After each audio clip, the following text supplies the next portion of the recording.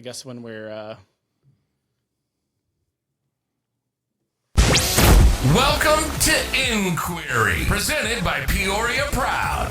Our organization seeks to unify the community as a whole through advocacy, education, and social outreach. This series dives into topics that inform, inspire, and ignite community conversation.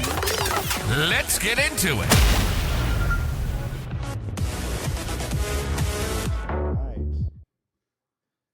Well, welcome to InQueery. We have a special episode here today. It's our first live episode, I think. Yeah. We got all kinds of special guests here today, and Ren. So InQueery's been part of Peoria Proud ever since Peoria Proud pretty much started. The whole point of this series is to kind of help educate the community, amplify some marginalized voices, and just kind of go into those like three core pillars that Peoria Proud goes by, mainly the education aspect. You got more to say, Jake? Yeah. My name is Jake Bowers. My pronouns are he, him, and I am the interim president of Peoria Proud. Peoria Proud was founded over 10 years ago in 2013 by a group of queer individuals who saw a need for more representation in our area. Today, that's evolved more into still completely volunteer ran, but we focus on education, advocacy, and social outreach, like you were saying, Todd. Our biggest community event that we do is River City Pride Festival. That's grown to over 7,500 attendees, a huge day celebration on the riverfront. And then we have other community events like the LGBTQ Family Cookout, Coming Out Day Bonfire. And our biggest thing that RIN actually helps us out with the most is our statewide network with Equality Illinois and managing that relationship. With that, we go to Springfield for Advocacy Day. That is coming up on May 21st. And it's a Thursday. Yeah, it's a Thursday. So if you want to come down, we're carpooling. Yeah. Let us know. Yeah. Fun. Now, Ren, if you want to introduce yourself and talk about Sure, why are we here today? Like, what is today? So my name is Rin Parker, and I'm a board member at large. So we're here today to talk about Tdov, which is Trans Day of Visibility. It was actually founded in 2009 by an activist named Rachel Crandall, who wanted to celebrate and uplift transgender and gender diverse people. So we have Trans Day of Remembrance, which honors those of lives that we've lost, but Tdov is more about presence. And it's about recognizing trans people who are living and thriving and pushing for change, even in the face of adversity. So it's more about like celebrating and the joy that comes with it, and celebrating that we're here and we're proud to be here. So that's how I see it. I want to just pop in real quick and say you're not just a board member at large. You're a director of advocacy. So That too. There's a little more weight to what you do with your Yeah, organization. but So- you know, I'm still new to that. yeah. So we've got to get used to that. It seems like you Absolutely. guys are, but I've got to get used to that more. Oh, yeah. And then our final guest here is, we kind of were able to secure a movie star. Yeah, Dana, if you want to introduce yourself. I don't know about movie star. Yeah, it was called Will and Dana. Dana Garber, and my pronouns are she and her. And let's see, I started transition back in 2014, and I've kind of been at it for about 12 years now. So I worked at Planned Parenthood for 5.5 years, and my job there was like a patient advocate kind of. So I connected patients to resources and things they would need to complete their transitions, even things like changing their name, gender markers, and things like that. Yeah. Connecting them with counseling and hair removal, you name it. Yeah. So it's like we put together a very large resource guide at the time. Yeah. And So I don't know if you remember this, Dana, but in 2019, you were actually the first one to prescribe me HRT. yeah, And so then you gave me that packet which then evolved into me getting connected with Peoria Proud. Right. And I went to my first Pride Fest that year. And then I got more involved with the board later on down the road because of that. Yep. So you were the person who actually started my transition journey. Yeah. So when I like saw the opportunity to sit down with you and talk, I was like, let's do it. I got to sit down with Dana. Yeah. Well, I got a lot of kids in Peoria, that's for sure. I mean, And Dana, correct me if I'm wrong, but at the time you were the first, if not one of the first, trans health navigators with Planned Parenthood, right? Right, So it was yeah. very much a no man's land, for lack of a better term, and paving the way for how things should work. So yeah. Well, Planned Parenthood started doing gender affirming hormone therapy quite a ways back. I mean, birth control. Yeah. That's hormone therapy. Yeah. So it was just natural progression for them to just move into working with trans people. Yeah. So I was literally the first person they hired into the GAT program. And my boss sat me down and she's like, how did you figure all this stuff out for yourself? You know, and I said, lots of surfing on the internet, you know, a lot of Googling.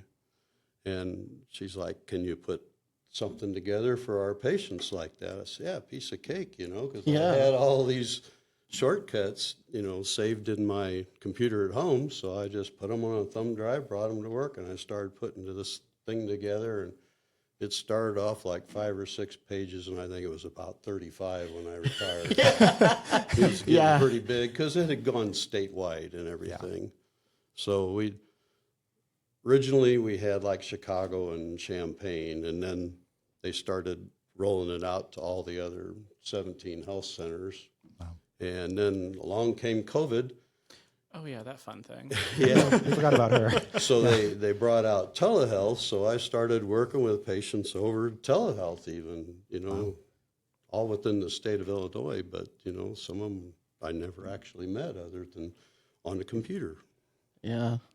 Yeah, no, I found the packet in my like important papers the other day, and I had to sit there and hold it, and I was like, oh my God, this was like the start of my journey. Yeah. And then in one of them was the name change place that I got my name changed through, that Peoria Proud, and the trans group that, you know, I had helped run for a while. Everyone had used that resource, and no one had a clue about it.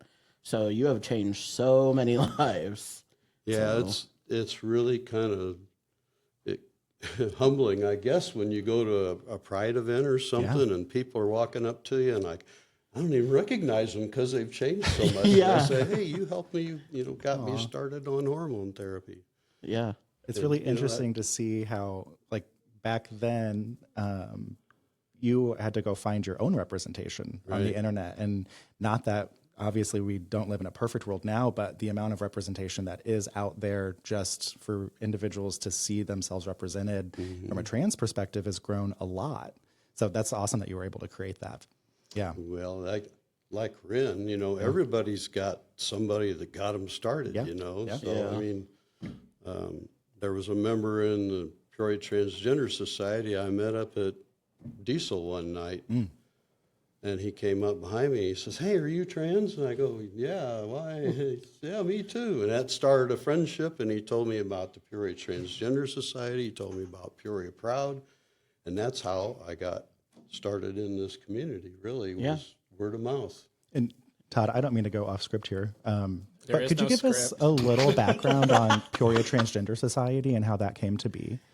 The Peoria Trans Society? Yeah, It was yeah. originally an arm of Peoria Proud. Was it? Okay. Yeah. Okay. So it kind of split off on its own maybe 6-7 years ago, I guess. Yeah.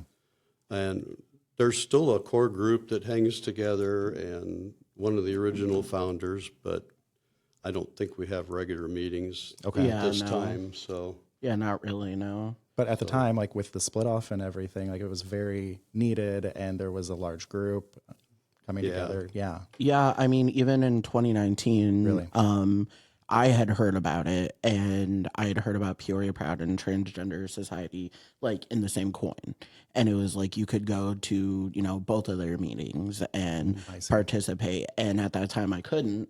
but knowing that like those meetings were happening Yeah. was more than enough for, me who had literally just started transitioning medically, to be like, okay, like there's people out there, I'm not alone. Like, and then later on I joined Peoria Proud. So like, that's what it's cool to see all the interconnection Right. and how it happens. Well, the community is so important to your Yeah. support. I mean, Absolutely. it's like a lot of times we are our only support. Yeah.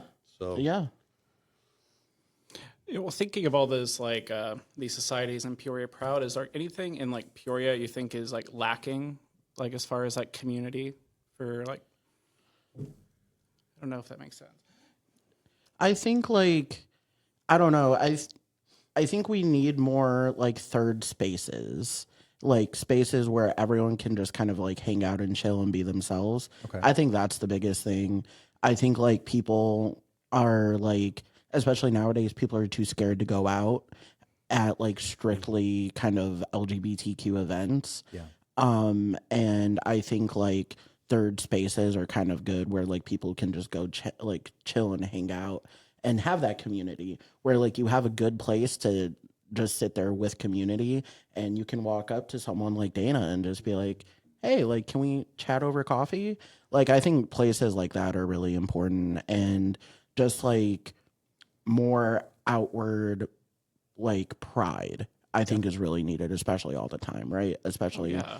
like currently, seeing someone with a pronoun pin can really change someone's day, or seeing a pride flag like somewhere downtown would make me feel 20 times safer. Absolutely. So I think just like small things like that people don't really think about, like, can go to great lengths for people. Like, especially for me as a like teenager who was transitioning and I didn't really have any support, that would have went like a lot of ways. And one of the things we're trying to provide more spaces in are spaces that don't revolve around just drinking or that come across that way. We have plenty of offerings and plenty of events where the community comes together at a bar, or there is drinking involved at the Chiefs game, or whatever.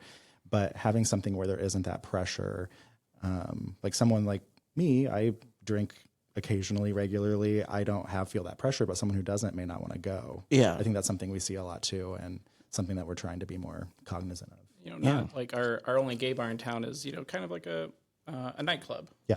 Yeah. Not everyone kind of likes that vibe in a bar. Like, I'm more prone to a place like Oliver's. Oh, they got food as well. It's a little more laid back, but there's still like live music and stuff. Yeah. So Yeah. I think we could really expand the community. I'm going to start that way. advocating for a gay Oliver's on it. Got it. It's kind of gay right now.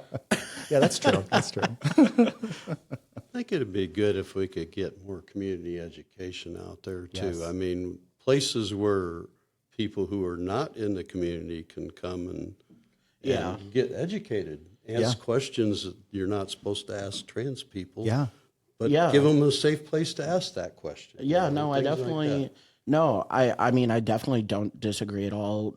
When I was hosting the trans group, we had an ally night, and I think that was one of the biggest like amount of people we had show up was because we had a lot of people who wanted to come and see how they could be a better ally. Right. And like they were allowed to ask questions and like, come in, and people knew what to expect. And so I think like spaces like that are really important. And I think InQueery is going to be one of those places where we can like utilize that. Oh, definitely. Absolutely. Yeah. So I think especially within InQueery, but the intergenerationalness of all of it, and allowing for, older generations who may not have grown up in a time where they understand to ask those questions and feel raw, or, kind of like the study group, all of that with Bradley. It's very important. It's not something you necessarily think about. Yeah. Why would someone's grandparents need to go to something like that? Well, they may have a gay grandchild that they need to be a strong ally for. They don't know how. Yeah. And you see so many people that were, not really supporting in the community until like their son came out. Yeah. Oh, now they're like, what would they be like if their son never came out? Would they still be this typical Midwestern? Right. And, speaking of allies, so when you think of like what actually feels helpful from allies, like where do they tend to like kind of miss the mark? Because I know we did a webinar last year where it was about, you can't just call yourself an ally. You kind of have to earn that title. Someone has to tell you that you're an ally. You just can't be like, oh, I'm an ally to the gay community. Oh, I voted for this person. Yeah, you got to have a little conviction with Like, it. like just because your hairdresser's gay doesn't mean you're an ally to the community. Yeah. I mean, to me, I think being an ally is showing up when the conversations get hard.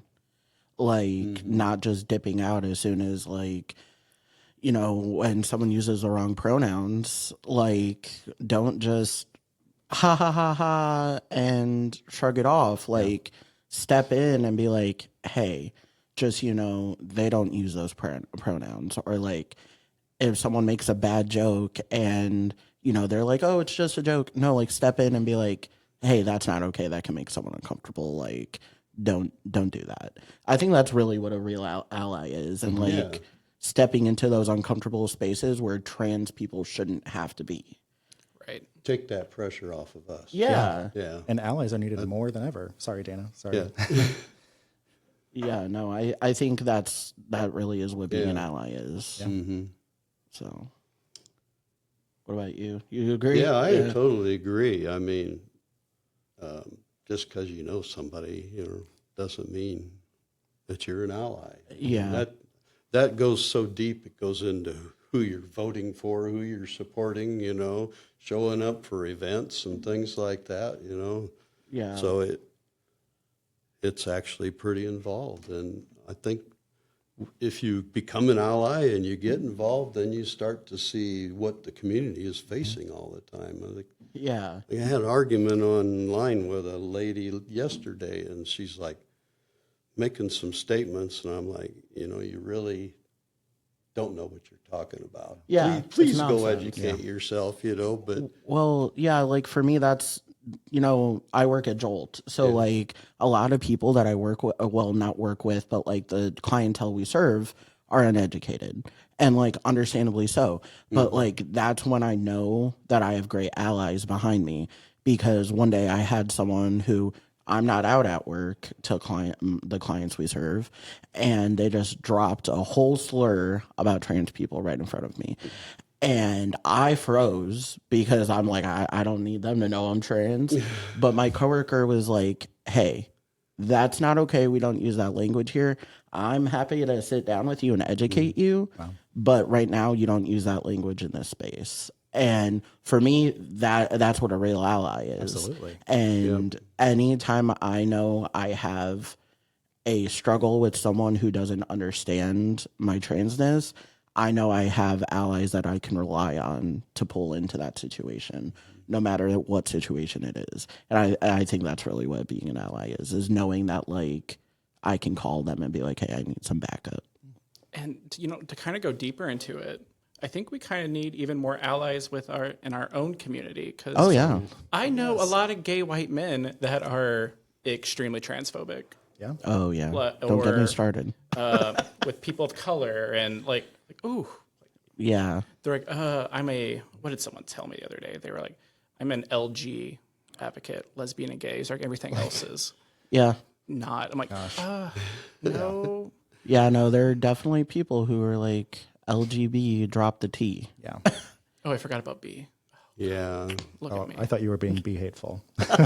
Oh, dang. No. You have to choose. No, I don't mean that. Let's just talk about that a little bit. Please, Because this yes. whole community needs the support of each other. you Yeah. know, And when they were talking about gay marriage, I was right there with the Yeah. gay and lesbian people, and I wasn't even thinking about getting married at that time, but I was there to help them out, you know, and it's like a collective group is much larger than a little group Preach. here and a little group there, you know, and there's strength in numbers. And I Yeah. think that's something they're missing when they want to condemn the trans community. And hey, as far as I'm concerned, we started this movement. 100%. Yes. It's Stonewall, Yeah. you know. Yeah, there's So- so much history about it, and like people they just Right. don't really care. They know, and they're like, oh, whatever. But like, no, there's so much hate in the community, and it's like we face enough as is. Like, let's not have inner hate. Right. And like, if you go for one, then you're going for all. Right. Like, you're bound to go down too. So it's just a matter of time. But Yeah. I do agree with that. Yeah. Support for me doesn't mean less for you. You know, Yeah. that sort of thing. It's a And it ties right back into the educational point you were making. So Right, many people yeah. are just uneducated or ignorant to the truth and reality. I think that's really going to be key to bringing people around Yeah. eventually. I mean, there's so much propaganda out there right now. Mm-hmm. Outright lies about the transgender Yeah. community. You know, we are probably the most peaceful community I know. Uh-huh. You know, loving community. But, you know, to hear certain people talk in our government that we are terrorists and things like that is just ridiculous. You know, Yeah. the dehumanization is going on, and people that just say, "Well, my president said that, so it must be true." You know? Yeah. Yeah. Like, Maybe not where we take the examples from how to act. Right? Yeah. Yeah. Yeah, like I just want to go to the bathroom. I'm not thinking about what's going on in that bathroom. Half the time, I don't even actually want to go in the men's bathroom. It's so nasty in there. Like, And way more than half the time, it's the cis men who are the actual problem. Honestly, I don't think we should even separate bathrooms by gender. oh no, It like, should, like, I think there should be a I pee bathroom agree. and a poop bathroom. Oh, like, just well, that's divide too it that much. way. Am I being too much? No, that's too it much. should- No, like I was just at It the makes more sense. I was just at the Museum of Science and Industry, and like they have 2 gender neutral bathrooms, and I was like, oh my god, thank God. Yep. And I was just like, oh, I don't have to worry about that. Like, I love it. I can't remember what airport I was at, but it was like just like a row of sinks and then private shutting door stalls, a line of those. There was no, just pick a stall. They were all wheelchair accessible. They were all, Yeah, being in like a really public space where people just where it's just like a bathroom stall and it's like 10 of them and it's gender neutral is a crazy experience. Like, it's so great. Like, I was in Detroit, and one of the conferences, they refused to work with any place that didn't let them have gender neutral bathrooms for everyone. And so they went around and changed all of the bathrooms to gender neutral, and everyone could just walk in. Great. Like, it's as simple as that. we do it at home. Yeah, we do it at Right. home. I mean, Like, it benefits everybody. Like, even think about like a man with his daughter. What bathroom Right. Yep. should he go to? A general neutral would be great because yeah. he doesn't want to take his like 12-year-old daughter into the men's room, and he doesn't want to walk into the women's restroom. It's This just is benefits anyone. It's a uniquely American problem because a lot of European countries, Yeah. everything's gender neutral, you know. So I think if they want to pass some laws about bathrooms, the place to start is fully enclosed cubicles and make them all gender neutral, period. Yeah. End of the conversation, and quit worrying about what's in people's pants, you know. Yeah. It's really that simple. No, I agree with that. We're just making things a whole lot more difficult for us by trying to separate things out by genitals. I agree. To be Absolutely. frank about it, you know. I agree. No. And I think I forgot to mention for anyone watching live, there is going to be like no Q&A at the end. Just if you have a question, just ask it right now. Drop it in that chat.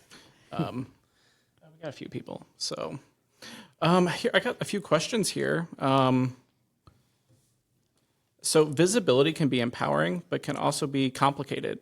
How do you think about balancing visibility, safety, and self-care? I can take that, I guess, and then you can chip in too. But Yeah. I made a promise to myself when I came out and decided to transition that I was not going to hide anymore. I'm not going in a closet for anybody. So that's really my position, you know, and so not everybody is able to do that, you know. Everybody has their own situations, and I'm a really out person, but there are a lot of trans people who are terrified right now. They aren't out, and they're afraid of being outed. And so to be out there like that and answer questions and educate people, that's just not everybody, you know. Yeah. Some people excel at that, and some really just want to be left alone. So. Yeah, for me, like I said, like at work, I'm not out to clientele, but like it's not like I'm hiding it. I just don't talk about it because I'm like, I never know how the situation could go, and I don't want to educate anyone. But like other than that, I'm very out. Like, you know, people always say, "Well, Rin, like you just got called a slur because all the stickers on your car. Why aren't you taking them off?" I don't want to. Like I like being out. Like Yeah.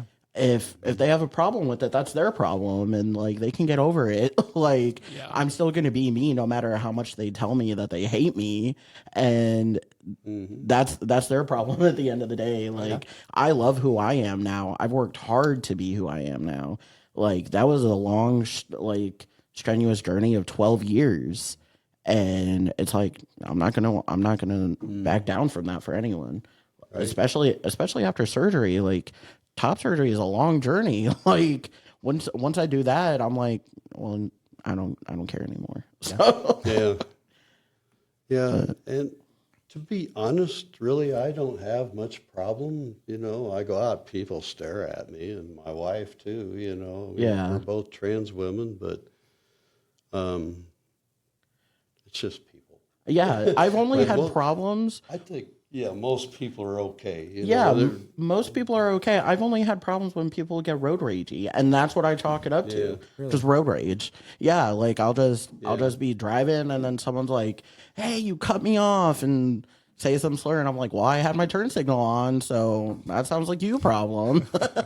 And that's when it's dropped. But other than that, it's like it's not a big deal to me, and it sucks, but.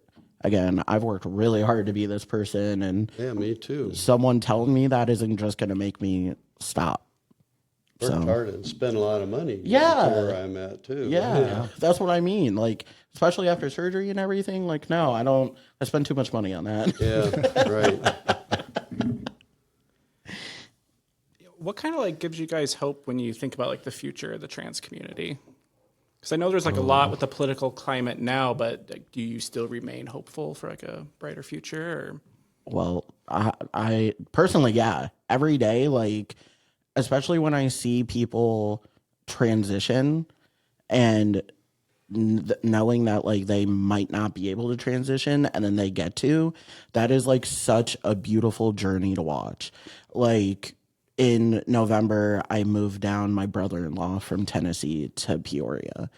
And within 2 months, you know, he had transitioned and he's living authentically. And like that, watching that journey, I cried so many times. And like, it just constantly gives me hope because like when you see someone, no matter what age, be able to transition, like they just look and feel so much happier. Like they're just a totally different person. And I got told that even when I got top surgery, like everyone, when I got top surgery, everyone of you, pre-surgery, post-surgery was a completely different Ren.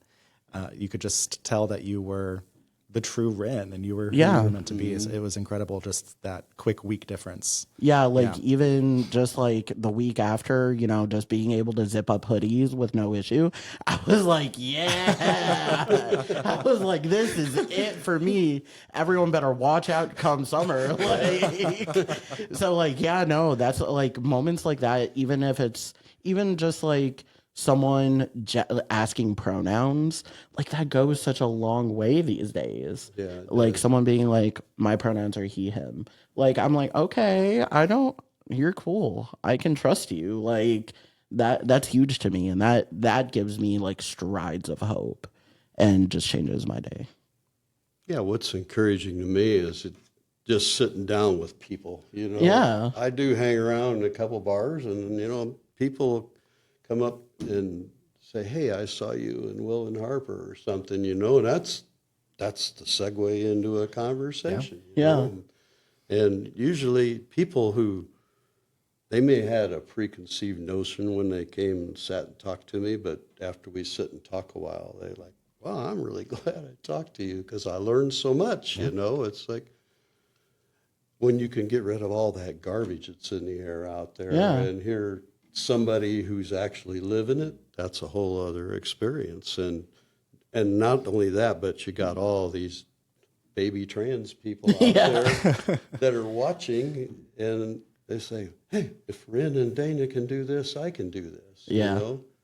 And that's what I want, you know. Exactly. I want them to be happy with their life just like we are, you know. Yeah. If I look back at my pictures back when I was living in the other life, Oh God, I know. I'm scowling in all my pictures. And now my pictures, I'm smiling, I'm posing for selfies and silly stuff like that. You can tell you're being Done yourself. that before. Yeah. Because I was just miserable, you know. Yeah. No, like Jake said, the difference after like top surgery, like I was like, Right. oh, I don't really want to take pictures. So, all right, let's get in this picture. Come on, let's go. Like it's a vastly different experience, Right. and it's just like I wish I could let other people experience that like don't understand, that like aren't trans, so they could see how beautiful it is, because like it really is just like such a tearjerker for me. Oh, yeah. Like Waking up from surgery, and I remember when I woke up from mine and I said, are we done? And the nurse says, yeah, you're all done. And I'm like, cool, you know. It's like I started crying, and it's like, you know, and then I went home or went back to my hospital room and I made a video and put it on, and it makes me cry when I look at it because I was just so happy then, you know. It's like I felt whole. Yeah, like the glove finally fits. yeah. Yeah. Yeah, no, that's exactly The how it body felt. finally fits this person Yeah. up Yeah. here, you know. Yeah, no, like, see, when I woke up, I started singing Lion King. The nurses were sick and tired of me. They were like, "Oh, he needs to go." But like, I would look in the mirror and I would be like, "Oh my God, like it's done." Like, I know. I feel like I finally like look how I've wanted to, and it was just like, all right, well, that's it. I did it. I got to where I needed to be, and it's beautiful. You know, the only thing I regret is I wished I could have done it sooner. That's all. I mean, like, and that's one of the things I got a problem with, them taking away gender affirming care from minors, because if I could have transitioned, started that process when I was 11, 12 years old, I wouldn't have these broad shoulders. I wouldn't be 5'9", you know. I wouldn't have a manly face. You know, so much would be different. Yeah. And I mean, when they're taking that away from kids, they're literally taking their life from them. Yeah. Yeah. I mean, when we say it's life changing and It is. life saving, like medicine, it literally is. Yeah. Like, It's not said lightly. yeah, no, I mean, not being able to access that for 5 years, because I socially transitioned in 2014, but I wasn't allowed to medically transition until 2019. And those 5 years were the roughest years of my life. Oh yeah. I had no clue what I was missing out until I took that testosterone. And I mean, the first time I did, I wanted to fight someone, but like I was ready. But like it felt right. And I was like, I can't believe this is what I was missing out for 5 years. Right. But I won't regret that though, because it sits with me in a special place. Like, it's like, I know what it's like, and that's why I want to advocate for those kids. Yep. Me Like, too. they deserve that. Exactly. Yeah. And And that's then- why and then being I- visible is important. I think about the ones that are going to go off the deep end if they can't. I mean, Yeah. I was thinking about Leela Alcorn this morning. Yeah. You heard her story. And, you know, her parents put her through conversion therapy and everything. And she ended up walking out in front of a semi and taking her own life. And that story just was devastating to me when I read that, you know. That should not happen. No. But I think like that's why Tdov is so important. It is. Like being here today and talking about this and sitting in this room is like so important for those youth because of that. Because the more we talk about that and the more we share our stories, the more they're like, okay, like we need to fight and advocate for this. And they know that it does get better. Right. Because one, it will get better, can absolutely change that for them. And it is proof. And that's what it is. It's not just words. There's actual proof that backs it up. Yeah. So I think that's a great part of Tdov. I think a lot of the policy that we're seeing right now that's hurting our community is temporary. Yeah. Because I really believe that I've heard figures like 70-some, 80-some% of Americans support trans people. You know, they don't like what's going on. So, you know, maybe voting will change that, maybe not. But I think people are going to realize sooner or later that this is mean. You know, it's cruel. It's dehumanizing. We've been through this before. Yeah. You know, the Civil Rights Act. This is the same thing. Instead of dealing with skin color, we're dealing on gender identity. You know, it's just we need to learn from our past mistakes. We got to quit doing this to people. You know. Yeah. Dana, you brought up Will and Harper, and I wanted to get your not feedback, but your opinion on bringing that to Peoria and being involved in that. What kind of impact has that had on you, and what kind of positive impact does that story that Harper tells have on the trans community from a representation standpoint? Well, I think it has a pretty big impact, really. I mean, Harper wanted to find out if she could still go to the places as she used to go to when she was living as a man, and that is kind of iffy in this society, to be honest. Like she likes dive bars and things like that. Her and I have talked about that.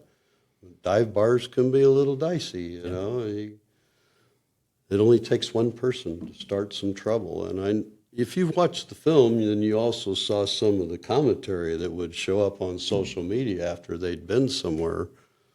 And I mean, that's kind of what I'm talking about. But in real life, there's not that many people that want to take you on, They're keyboard warriors, they'll say lots of stuff online, but I don't know. It's just, I think Harper's found out that, she can still go some of the places, but she can't go to all of those places. I mean, you just got to use a little discretion for your own safety more than anything else. So, but probably the biggest benefit I've seen come out of it is society at large got to see that film, and they realized, wow, she struggled with that her whole life, and then finally she came out, and then that opens up a whole new set of issues. How am I going to navigate through life? Where can I go? Where can I not go? And educating all your friends. I mean, that movie opened up right away with them talking about that letter, that Harper sent to all of her friends. And everybody probably had a little different take on that, but I talked to Will a little bit. We went to this after party after the premiere. We went out to Salt Lake City for the premiere of the movie. Yes. And I talked to Will, and he said he just saw how much pain that Harper had been in, and it just really touched him. And that's where he got the idea, Harper, do you want to do a road trip and go to all those places, And so they did, and I'm sure that Will being there affected the reaction, because he's got the star power. Yeah. But nonetheless, people in those places got to see that, and then they see it on the movie later on, and they say, hey, maybe trans people need a little break here. Yeah. So I think there was a a lot of positivity in that. And not that I'm giving any credit to the cis man in the film, but I think the relatability for people who aren't trans who saw it and seeing Will go through all the thought processes and all of that, it normalized the asking questions and the exploring side from accepting trans people in your life, also from a cis standpoint. And I think that was very important too. That, for me being a cis person, that really furthered my understanding of how we can be more empathetic in those situations. So yeah, anyway. Yeah, they talked a little bit about that, what's the new ground rules and stuff. I mean, when I came out to my family, it was the same thing, there was people are saying, now, what do I got? I don't want to be walking on eggshells all the time. I don't want to offend you, but it's like, let's just have an honest conversation, You got a question, ask me the question, and we'll answer the question, It's like, it's really that simple, We're making things a whole lot more difficult here than they have to be, really. Yeah. So we should be able to have open dialogues like this everywhere, have open conversations and accept each other for who we are and understand that we're going to have differences. 100% agree. Yeah. I really wish they would have had more of my interview with Harper, because Harper said some really cool things in that interview. I mean, she gets it, but... Did they cut some of it? Or? Oh. Okay. So the director told me they had recorded like 1,300 hours of video. Wow. They just filmed everything, and then they just went through and cut. So my interview with Harper was about 50 minutes, and it all boiled down to a 5-minute spot in the movie, Yeah. And when we went to the after party, I met the person that does the editing and stuff. She said, I wanted to put so much more in there because there was so many things that you two touched on. But it's a movie, you got to keep it down to like 2 hours. So, but, that's another place where we can have that education. We can talk about those things. So. Ren, not to call you out, but you kind of adjusted yourself off camera, and I don't want you to yell at me later. Oh, I won't yell at you. Oh, you cut me off the video? No, it's fine. Are you hiding? Oh no, I was just Yeah, you really... just kept slowly leaning out of camera. No, I was just like really listening to everything you had to say. Yeah. I just want to make sure you're visible today. Oh, thanks. I lie. Oh boy. You said something earlier, and not to like completely backtrack, talking about allies, and made me think of like pronouns a little bit. And I don't think a lot of people realize how helpful, even though like if you're like a cis man or a cis woman, it like to put she, her, he, him in your like email signature and stuff, it makes it easier for other people to do it themselves, because Yeah. Especially like if I'm the one in that situation, I like sometimes I don't know if I'm safe or not. So I'm like, I'm not going to be the first one to be like, hey, what are your pronouns? Unless like they show something that tells me I can be safe in that moment. But like you can usually sense that vibe. But I think like something as simple as like putting your pronouns in your email signature, in your bio, like that just goes like such a long ways to say, hey, you're safe, or I acknowledge that this isn't just a trans thing, that like everyone has pronouns and we shouldn't just like assume what everyone's pronouns are. Like everyone has them. It's not just a trans thing. You're not trans and you use he, him pronouns. Exactly. So like it's not just, something trans people can do. It's not just related to that. Well, it also kind of shows support for us. But also it spreads like wildfire. Like when I put that in my thing at Planned Parenthood, it's like everybody started doing it. Yeah. So it caught on. I thought that was kind of amusing. But Yeah, no, like even in doctor forms, I think it goes a long way too. Like not only for the client, but for the doctor's office as well, because like it shows that you're that you have good intent, that like you are aware of the clients you're serving. It's proving to them that you care about, them as a person. They're not just someone coming in who you're checking on and then walking out. Like if I went in a doctor's office and I saw that they had pronouns on there, I'd be like, oh, okay. Like, oh, this is I like this doctor. The baseline human respect. Yeah. And it's just like those small things can go such a long way because it proves that you care about people and that you're respectful. And that's what really it is. the It's a game bottom line. changer. Right. Yeah, because like I know this straight couple that decided to start referring to themselves as partners instead of like, I don't know the term. instead of like my husband or my wife, my partner. No, me And they too. just to like make it easier for, because like now like, oh, my partner, like gay, like, immediately like. Yeah, no, well, like I have been seeing that a lot too. And when they say, "Oh, my partner," I'm like, "Oh, you're queer, hey," and then they pull out like their wife, and I'm like, "Oh, you're straight," and I'm like, I love that even more. Like, okay, cool. We're starting to switch it up. Like, people are catching on, and they're like, okay, let's be inclusive too. Like, Well, in let's do this. non-gendered language too. Yeah, like, I stuff think- like that. Yeah, it respect goes such a long way. I know, right? My parents were together like 40 years, but they never got married. I didn't know that. Yeah, they were just like, they didn't want to conform to the whatever stuff. Societal norms. I mean, they started dating when they were 15, and Yeah. My dad died when he was 60. But like, just seeing like the language they use, because they don't say husband or wife. I like what my mom says, like my other half. My dad, my old lady. I'm like, I don't know if I like that. Maybe I'll start referring to Joe as my old lady. I'm going to start referring to Joe as your old lady. Sorry, Joe.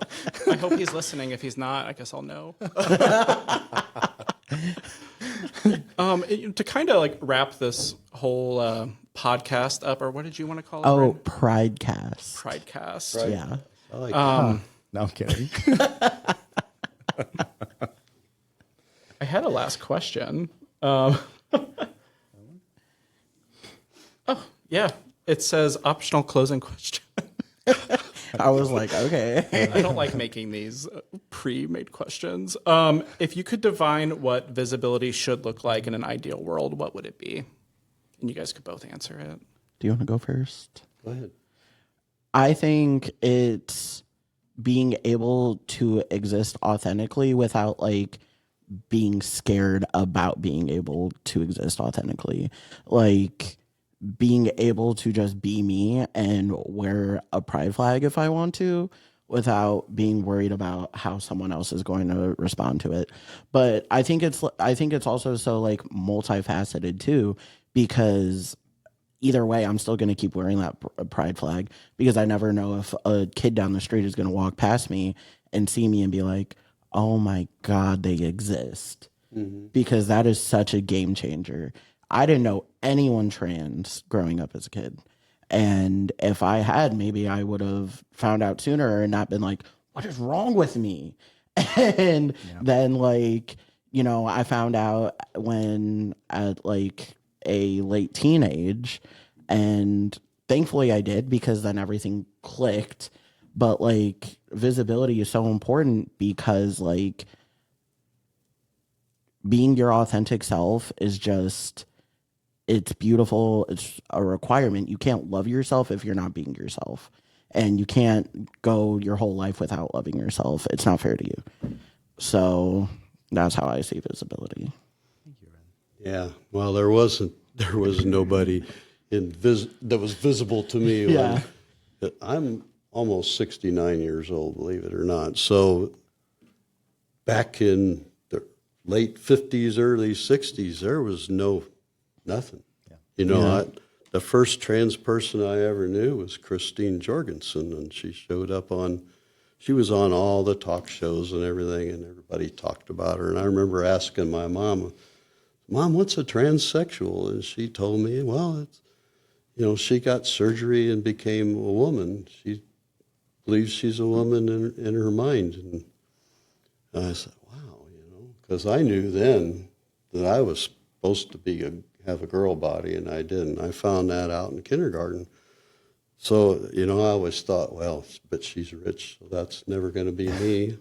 I'll never be able to afford that. Well, then things changed, Yeah. It's like the way you got to come up with more resources, that's the way I want things to keep progressing, because I just thought there's something wrong with me. I used to think that all the time, and I'd cry myself to sleep. It's like, geez, would Jesus take me or fix me, one or the other, because it was just, I didn't understand it and I couldn't tell anybody about it. And now kids have got people they can go talk to about this. I spent years staring at the Jonas Brothers, wondering why I wasn't one. Yeah. And I didn't realize that was me being trans. I'm so glad I know that now. I would just sit there and look at Joe and be like, God, I want to be him. But I'd be like, why do I want to be him? All of my crushes were girls, you know. Nancy Sinatra and those boots are made for walking and stuff like that. That's And then been you're a like, few years ago. Oh, yeah. Now it's clicking. Yeah. Yep. Yeah, when I think about like trans people, like I should have known about it sooner. The first time I even knew what it was, I was 16 years old, which I like to think that wasn't that long ago, but it kind of was. It was so long ago. It was like 20 years ago. There was a anti-age comment made about me by you earlier, so I'm going to call this Yeah, it was out. like 20 years ago when you were 16, 30 right? or 40. But it was kind of like I took a train down to visit my cousin, and he was like, "Oh, by the way, I'm Kai now." Oh my god, I couldn't think of my own cousin's name. I'm Kai now, and I'm like, "Okay, what do you mean?" He's like, "Oh, I'm a man," and I'm like, "Are you sure?" Like you're a man. And then I'm like literally on this trip with my girlfriend, and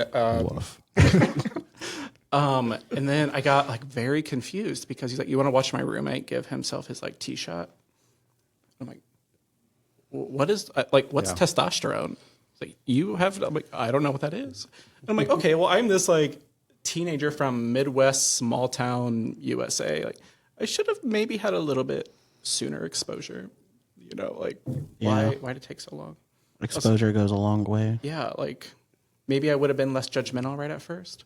Because honestly, I have two trans cousins. Them coming out as trans, oh my God, it made coming out as gay super easy. They prepped the family for that because they were like, "Oh, whatever.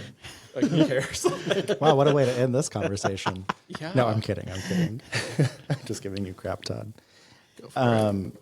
In my closing, I will be a little sappier. I'm so sorry. Be sappy. Ren, I want to thank you for being here. I want to thank you for always being a voice for the community. The intersectionality that you bring to the table.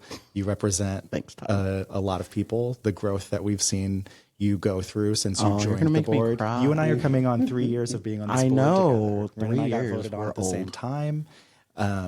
You are the same authentic person, but more true to yourself. And I'm so proud of you. And I thank you for being here and always you. sharing your story. Well, thank you for being an ally. It'll make me Yeah, cry, too. always. And now Dana, you were at the Will and Harper screening that we had last year at ICC. Mm-hmm. You always show up for the community. You did before any of this when you were with Planned Parenthood. Thank you for paving the way. Thank you for being a role model. And you are fiercely yourself all the time. And that is my favorite thing about you is Dana is Dana is Dana. Damn it, that is it. I And might be a little raw, but I'm no, it's honest and it's true, and it means the world to the community because it shows that we can be our true selves. And so thank you for always be willing to have a conversation and represent the community. It really means a lot to all of us in our own ways. So thank you so Thanks, much. Jake. Yeah. Appreciate that. Yeah. We're all going to go Yeah. cry now. Yeah, and I never got to say it, but thank you for being visible for me because you being visible got me to where I am today. And I know I've changed lives, and that was because of you too. So thank you for helping me change lives, and I'm glad we could do it together. Yeah, me too. I mean, I've got my heroes too, We all followed somebody, so Yeah. and that's what it's all about. Yeah. That's what Transgender Day of Visibility is about. Showing up and Clock it. letting everybody else see you can do this. You can be yourself. Yeah. No sense in being miserable in your life. And Todd, of course, thank you for creating this podcast, making all of this happen. Thanks, Todd. Anyone who's watching this full podcast will be released later. I apologize for the clapping in the background. Todd hit the clapping button for himself. No, but the full podcast will be available for anyone to go back and listen to. Yeah. Todd, you? Yeah, I just want to make sure. I have really bad vision. Oh, you want me to Making read sure these? we didn't miss anything on here. Rin, RJ said hi. Oh, hi, RJ. Hi, RJ. Hi, Charlize. Charlize is a Hi, board member of Charlize. ours. Hi, RJ. And Jennifer commented, being gay is the icebreaker for coming out. They wish they could have caught more of this, and thank you. So, yeah, Jennifer, the podcast will be fully available. I don't know the turnaround Everywhere. time on that. Yeah. Apple, Spotify, Today, tomorrow, next week. How long is- YouTube. It'll be available tomorrow. Okay. Awesome. And thanks, Peoria Proud, for having me, too. Yeah, thank Yeah, you. thanks, Thanks Peoria for Proud, for Oh having my God, me. Peoria Proud. No, I'm kidding. I'm kidding. All right, I'm cutting everyone off. Thank you, everybody.